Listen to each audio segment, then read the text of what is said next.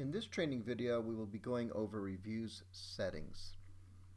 So as you can see, we are in the Settings tab and the Reviews section.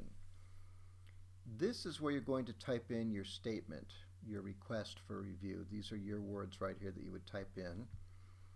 And this is the area for texting. This is your review for a review text, and you would type right in there.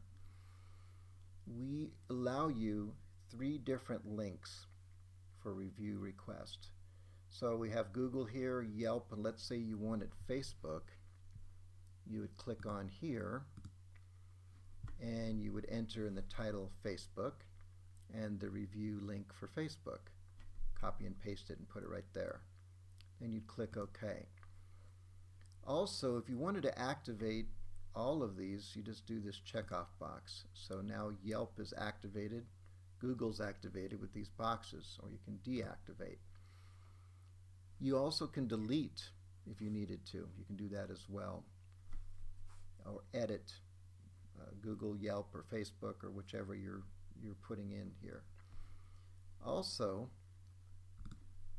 this is your reviews tab over here, just off to the right of your call report. So if this job's done, now you're going to click on reviews at this point. To your success, and thank you for watching.